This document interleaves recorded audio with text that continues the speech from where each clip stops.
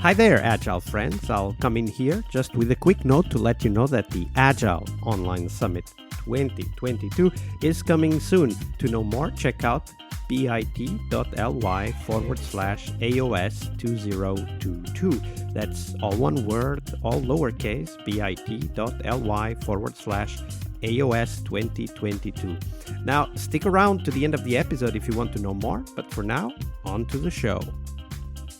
Hello, everybody. Welcome to one more week of the Scrum Master Toolbox podcast. And this week, joining us from Stuttgart in Germany is Pedro Silva. Hey, Pedro, welcome to the show. Hello, Vasco. Very happy to be here.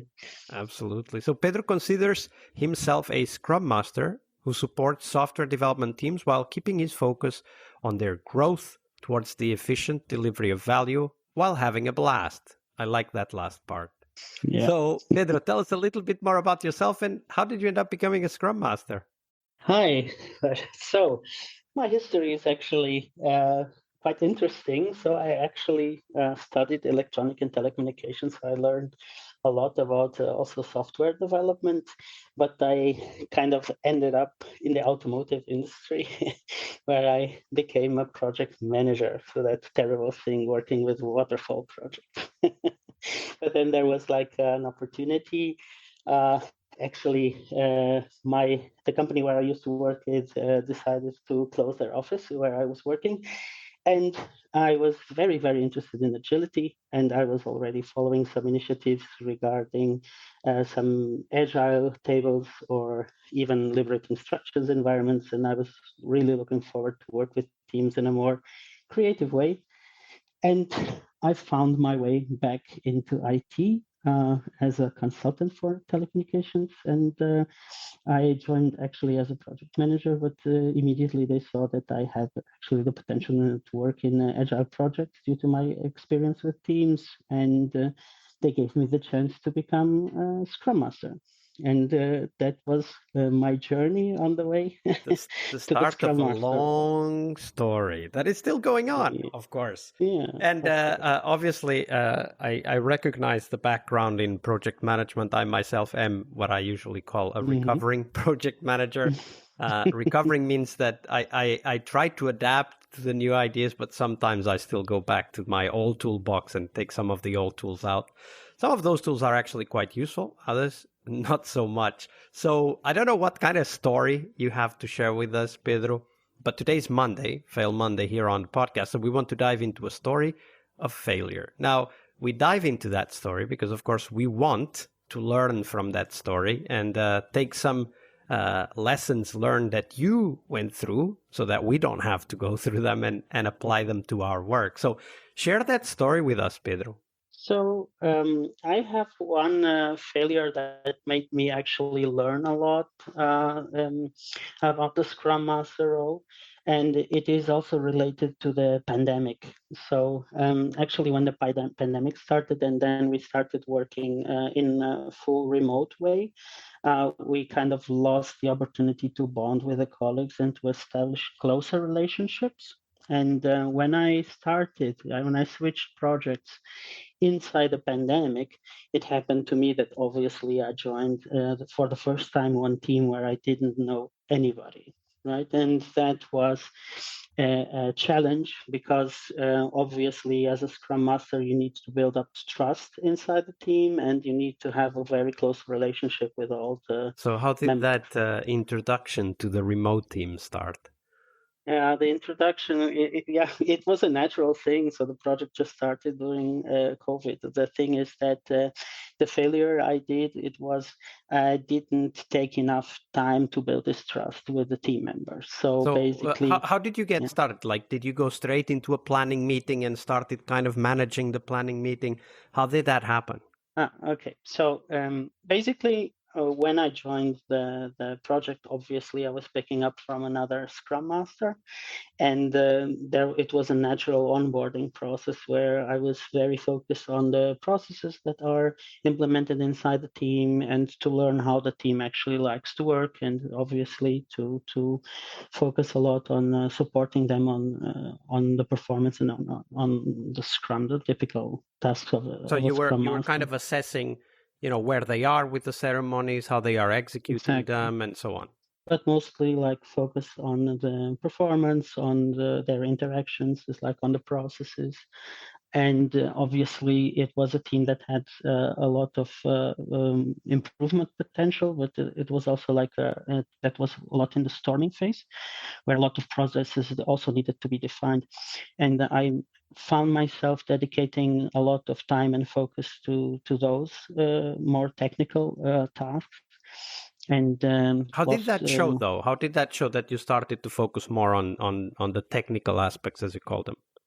because I noticed that the communication to the team was not being very effective. So the team was not so creating a little bit silos. For example, they were not opening up when they were more like talking between each other, and they were not opening up to the Scrum Master role, or to the Scrum Master as a point of trust and a point of or like a person that they can rely on when they are talking about any issue or anything that is not going very well. And So that you started actually, to notice that they were actually discussing, whatever topics among themselves. They didn't include you, right?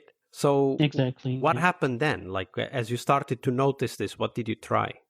So when I noticed that, and it was probably a couple of months along the way, I found it more difficult to recover that trust, right? And to build that trust, because then it's like if you are already interacting with the person already for 2 or 3 months, it's not very easy then to, To do a reset, or it, right? yeah, to do a reset. So, Exactly. but So what did you try? Like, okay, so you found it difficult, but that means you probably tried something. So what did you try to, not go back to the beginning, obviously, but to yeah. build that trust, having had already, 2 months of history with the team?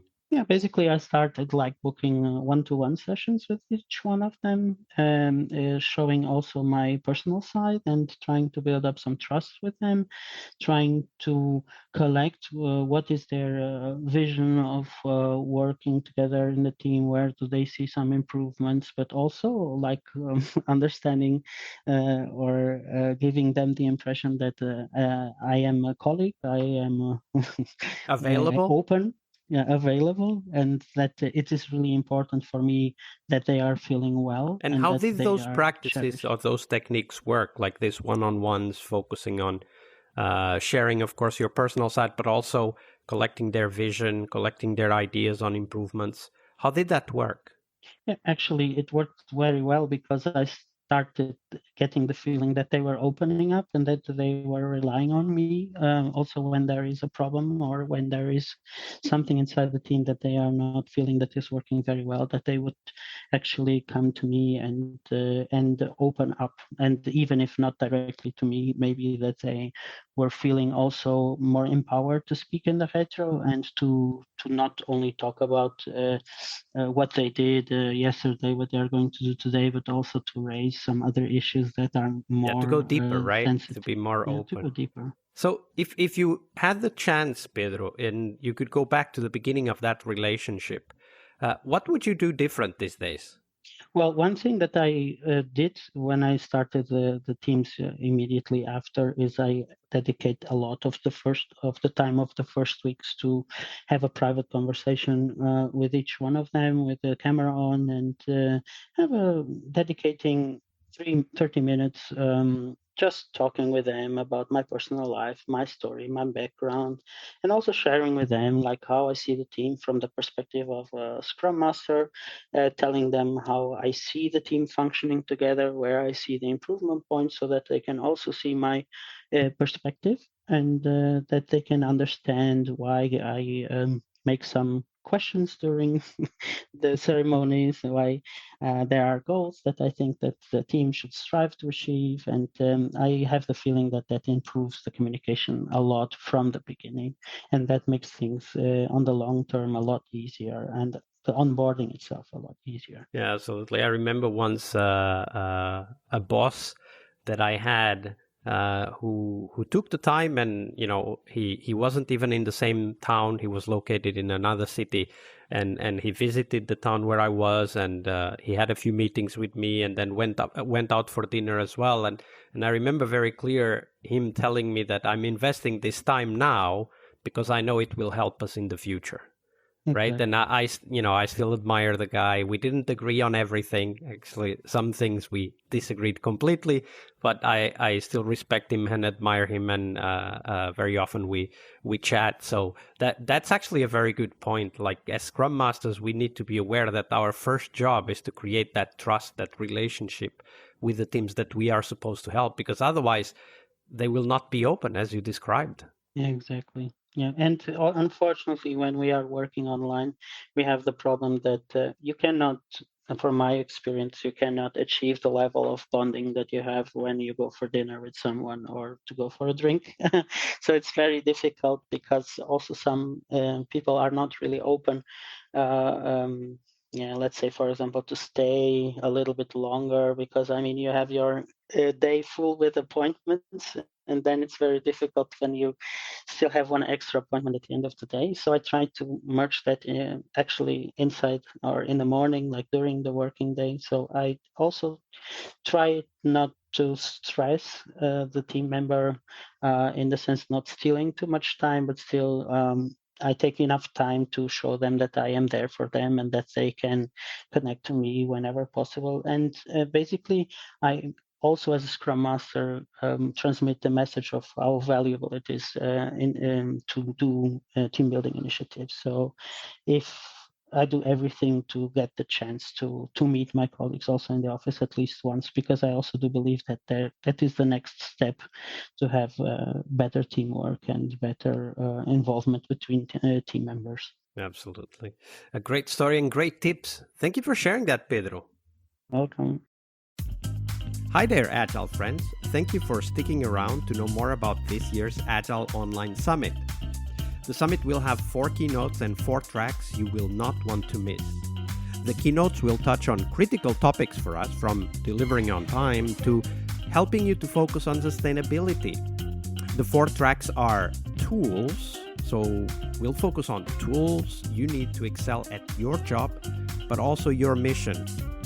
We'll also have a track on sustainability, which is, of course, about people and their sustainable pace, but it's also about how do we bring sustainability to the products and the planet we inhabit. We'll have a 3rd track about happiness, talking about doing what we love and, most crucially, loving what we do. And finally, the 4th track will be live. It will be mostly hands-on sessions to help you roll up your sleeves together with the presenters. Oh, and we will also have a coaching clinic, as we usually do, organized to help you discuss and get inspired to solve the hardest challenges you face at work. This year, we'll have a special emphasis on interaction with your peers, so get your ticket and join the Slack at bit.ly/AOS 2022. As always, we have free tickets for anyone that wants to attend live, and the VIP tickets for those of you who want to keep the videos forever. So check them out at bit.ly/AOS 2022. I'll see you on the conference floor.